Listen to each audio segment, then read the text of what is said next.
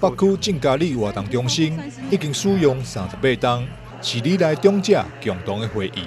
但建筑物伫使用侪档了后，出现壁岩以及钢筋外漏，加上无使用执照，因此申请拆除重建。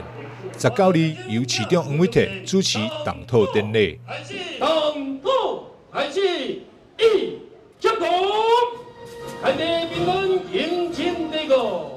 真感谢咱足侪人的合作，咱互咱郑嘉里有一个新的活动中心，咱一定要拜托咱的施工单位、设计单位、监工单位，一定要360天以内可以提早，不可以减缓，不可以变慢，可以早一点完成，不可以但是要如职的完成，袂使这个打折扣。咱当时较甲民政署拜托市长讲，上悬的金额400万。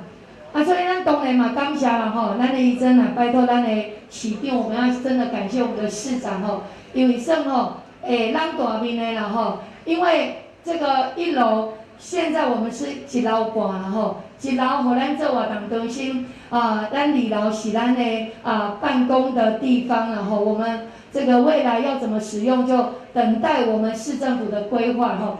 得到中央补助400万，甲市府自筹2200万，总经费2600万重建。工程预计伫咧112年2月完工，并伫咧完工了后，将取得下滑的建照。也因为建坪加大，未来有更加好的利用。如此的好消息，也互地方万分的感谢。真感谢市长吼，咱这边所有总经费拢总是2600万，其中400万呢是咱政府一位吼。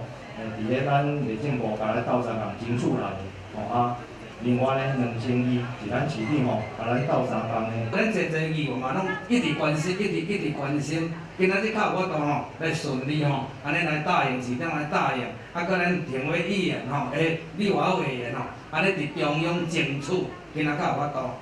未来完工了后的活动中心，1楼地板面积大约是115平，规划为里活动中心。提供里民使用，2楼面积大约是35平，由市府管理，作为市府政策推动甲社会福利服务使用。台南新闻赵少维采访报道。